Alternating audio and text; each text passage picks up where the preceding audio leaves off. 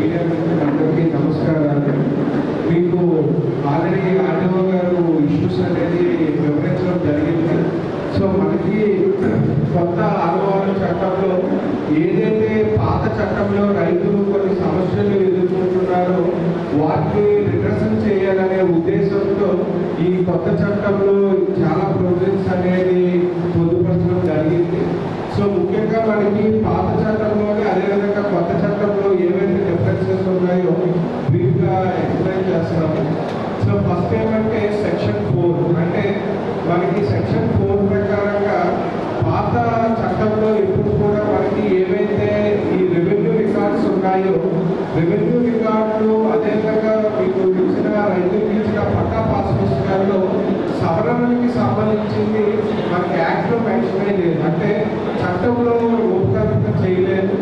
But మనకి కొత్త ROR చట్టంలో సెక్షన్ 4లో సబ్సెక్షన్ 4 and 5 ఈ రెండు సబ్సెక్షన్స్ ఏమంటే సవరణలు అదేవిధంగా మనకి మిస్సింగ్ ఎక్స్టెంట్ అంటే రైతుకు సంబంధించిన టోటల్గా భూమి రాలేదు, రైతు పేరు కూడా మనకి రికార్డులోకి రాలేదు అనుకుంటే మనకి ఆ రెండు సబ్సెక్షన్స్ కింద సెక్షన్ 4లో సబ్సెక్షన్ 4 and 5 కింద మనకి సవరణలు చేసుకోవడానికి అంటే ఎక్స్టెంట్ మార్పు కావచ్చు, అంటే మనకి ఏరియా ఎంతైతే ఉందో అది ఎక్కువ తక్కువ ఎక్స్టెంట్ మార్పు, అదేవిధంగా మనకి సబ్ డివిజన్ అంటే సర్వే నెంబర్ సబ్ డివిజన్లో ఏమైనా ఇష్యూస్ ఉన్నా కానీ అదేవిధంగా మొత్తానికి ఎక్స్టెంట్ అనేది రికార్డులో నమోదు కాకపోయినా ఇవన్నీ కూడా మనకి కొత్త చట్టంలో సవరణలు చేసుకోవడానికి ఈ సెక్షన్లో మనకి పొందుపరచడం జరిగింది. సో నిర్ణయం చేయాల్సి ఉంటుంది. సో ప్రతి సంవత్సరం కూడా డిసెంబర్ 31న తహసీల్ ఆఫీసులో అన్నిటి బిల్ తీసుకొని ప్రతి విలేజ్ కూడా ఉంచుతారు. సో మనకి ఫ్యూచర్లో ఎప్పుడైనా పలాని సర్టిఫైడ్ కాపీస్ కావాలి అగ్రికల్చరల్ ల్యాండ్కి సంబంధించిన రిజిస్టర్స్ మాత్రమే ఉంటాయి. బట్ ఈ చట్టం ప్రకారం యూనిక్ నెంబర్ అనేది అలాట్ చేయడం జరుగుతుంది. ఇప్పుడు మనకి ఎలా అయితే ప్రతి మనిషికి కూడా ఒక 12 డిజిట్ ఆధార్ నెంబర్ ఉంటుంది, అంటే ప్రతి వ్యక్తికి కూడా ఒక యూనిక్ ఆధార్ నెంబర్ అనేది ఉంటుంది. అదేవిధంగా మన రాష్ట్రంలో ఉన్న ప్రతి రైతు ప్రతి ల్యాండ్ పార్సల్ కూడా ఒక యూనిక్ నెంబర్ అనేది అలాట్ చేయడం జరుగుతుంది.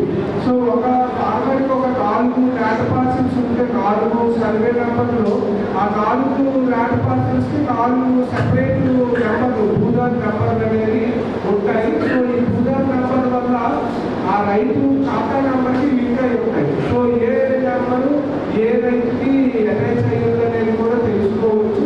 సో ఇంకొక ప్రొవిజన్ ఈ చట్టంలో పొందుపరిచింది సర్వే మ్యాప్స్. మనకి ఇప్పుడు వరకు కూడా మనము అంటే మీరు ఏమైనా నాన్ అగ్రికల్చరల్ ల్యాండ్స్ అంటే ఏదైనా ల్యాండ్ స్క్వేర్ యార్డ్స్లో కానీ అలా కొనుక్కుంటే మీకు ఆ రిజిస్ట్రేషన్ డాక్యుమెంట్లోనే ఆ మ్యాప్ ఉంటుంది. అంటే సమ్ స్క్వేర్ రెక్టాంగిల్లో డ్రా చేసి డైమెన్షన్స్ అవి రాసి హద్దులో వెళ్ళి ఉంటాయి.